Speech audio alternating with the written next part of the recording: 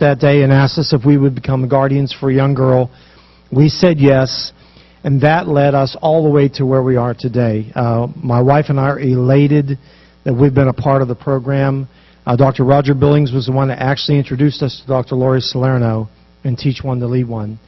And I have become dear friends with Judge Hubert Grimes, and it's been a wonderful experience, and we're only just beginning. So I'd love to tell you all the wonderful things that are happening, but we can talk about that later on. I'd like to introduce my dear friend, and he's going to introduce Dr. Lori, and that's Judge Hubert Grimes. Would you please stand and welcome him and Mrs. Grimes here?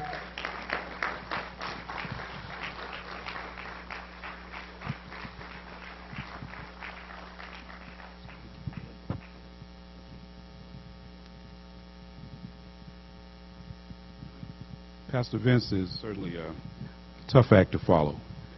We're glad this evening, and in fact, this is the day the Lord has made, and we rejoice in it and are glad. Glad to be alive, glad to be here. I thank God for that. And certainly, it's my pleasure and opportunity here tonight to introduce to you Dr. Lori Solano.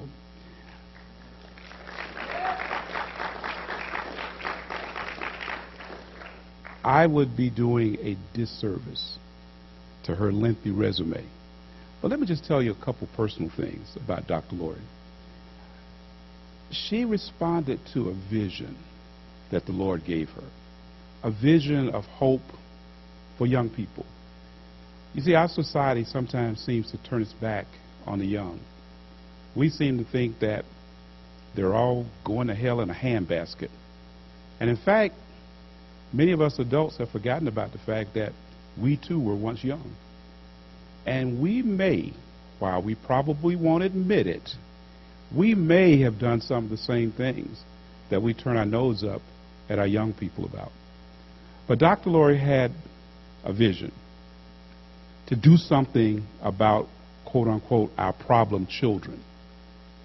And that vision, along with her dedication and tenacity, led to the creation of Celebrate Life International and its flagship program, Teach One to Lead One.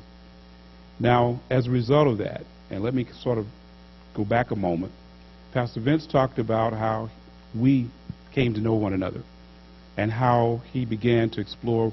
In fact, his question to me was, what can we do to help all the kids who come through your courtroom? I'd been serving on the delinquency bench at that time about 9 years. We had had thousands of young people that come through, many of them repeat offenders. And of course, the resources of the state tended to go from probation on the one hand to incarceration on the other. There were very few choices in between. So as he began to research and look into possible options, additional options that we could use to help our children, he became acquainted with Celebrate Life International. And so, in fact, I remember that morning, downtown, early morning breakfast, where we got together and for the first time had a chance to meet Dr. Lori and her chief sidekick, Jose Maldonado. Awesome people, people with a heart, people whose purpose in life has shifted to kids. Jose was a corporate guy, high up in the corporate ranks.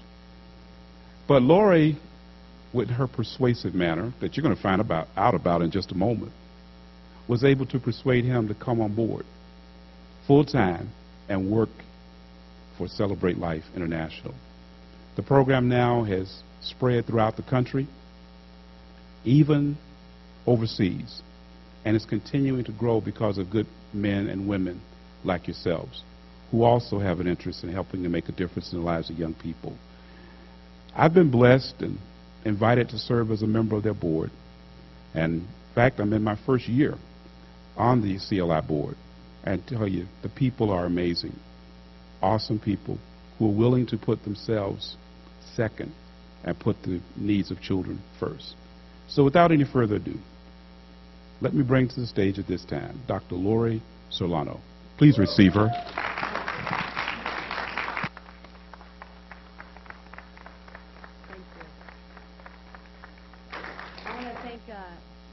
Judge Grimes and Pastor Vincent and Dr. Roger Billings. It is great to have someone from Volusia County on our board. And so I'll tell you what, you're well represented, and we're very excited to have Judge Grimes. And he keeps us straight. When we get into clouds, he brings us back to reality because he's dealt with it for many, many years.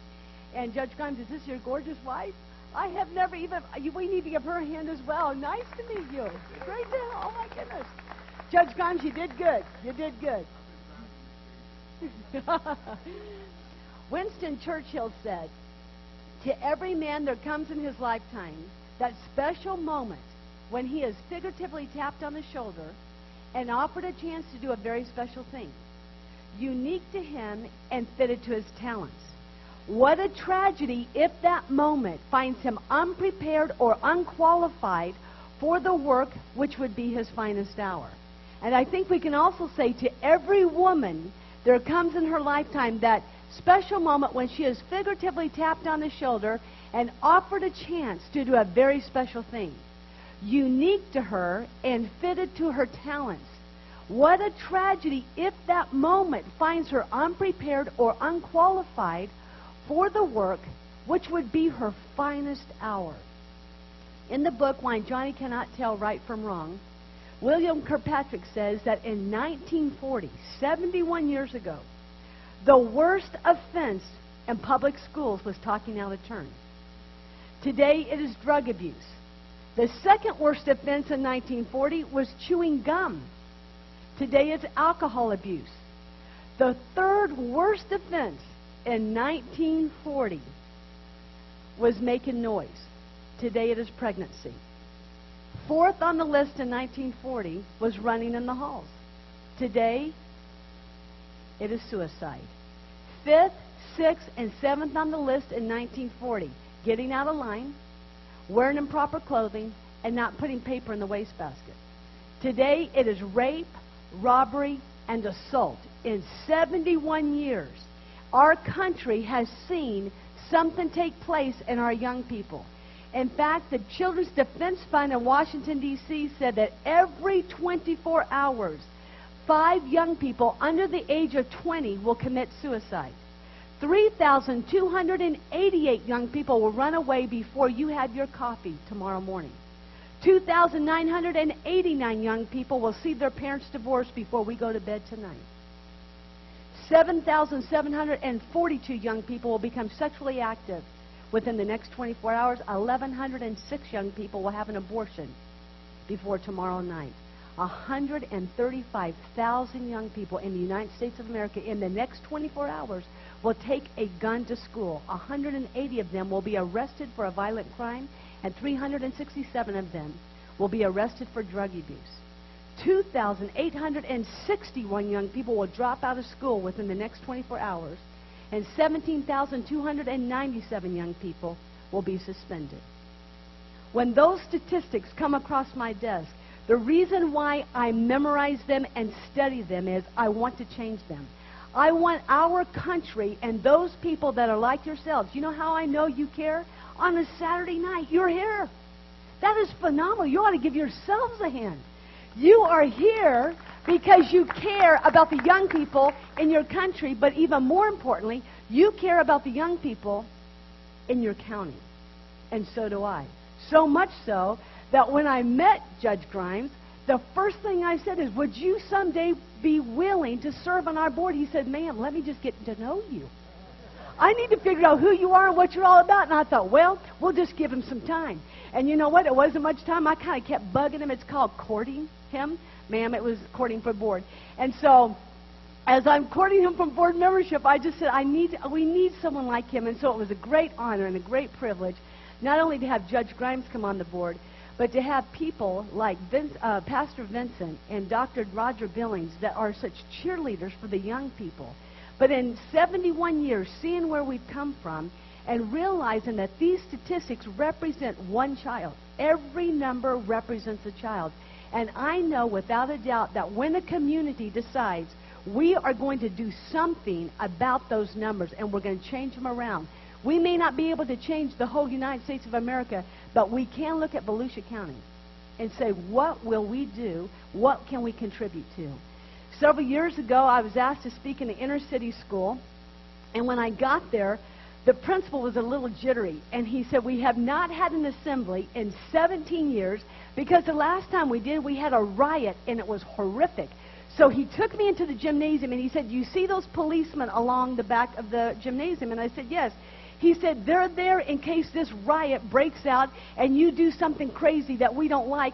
They're going to have to bring order to this whole entire situation. The person who brought me in sat next to me, and as the students are filing in, there's about 4,000 of them, a couple balconies, he leans over and he said, lady, I would never do what you're about ready to do. And I thought, oh my goodness, this is not very encouraging. And as I'm sitting there, these students are coming in, and they're yelling, and they're screaming. And the principal got up in front of the school, and he couldn't get the attention of his school, which is not a good sign. When the school administrator cannot command the students, then you know you're in trouble. So he looked at me. He had a handheld mic. He said, Lori, come up here. Come on. He handed me the mic. Before I said my first word, a girl on my right in the third bleacher up goes, hey, lady, take this. And she shoved that middle finger at me. And as I'm looking at her with that middle finger, a guy from the balcony goes, hey, mama, what you doing after the assembly? Because my two friends and I, we want to do ya. And my heart. So I thought, well, this is not necessarily a Lori-friendly environment. However, they don't know me well enough to be this angry. They don't know enough about me to hate me. What is causing such anger and such disrespect from someone they had never met before? And so I just started talking about wise choices. I said, guys, I want you to know you have a purpose in this world. You can have a vision. You can go here and go there. Rah, rah, ree, kick them in the knee. Rah, rah, ras, kick them in the other knee. And I was just telling them all kind of stuff. And then I said, your positive attitude. I said, if you will dwell on those things that are true and honorable and right and pure and lovely, admirable, excellent, and praiseworthy, that will take your mind and it will take you to a whole nother level. And whenever they bring me in and they have me speak on sex, I take the abstinence view. So I said, and just, by the way, you were created to be a virgin when you get married. Well, when I said that, oh, you would have thought I poured poison on them. Yeah, lady, shut up, giving me the finger, effing this, mother this. And so I thought, well, if I'm going to go out, if they're going to take me out, I might as well go in a flame. And I said, virgin, virgin, virgin. I said, guys, it will keep you from unwanted sexual disease and unwanted pregnancies. And I said, and you are not dogs in heat. You're people who can make a choice. And as I'm talking, 8 guys to my left stood up. And they're rocking back and forth. And they're chanting something. Well, it's amazing what the human mind can do. It can speak, pray, and freak out all at the same time. So as I'm speaking, and these 8 guys to my left are doing this, and they're going, dun, dun, dun, dun, dun. I don't even know what they're chanting. So as I'm speaking, I look at the school administrator as if to say, what will you do when these men get to my body? And this is what he did. So I said, oh boy, I don't know where you are. You may or may not be very religious, but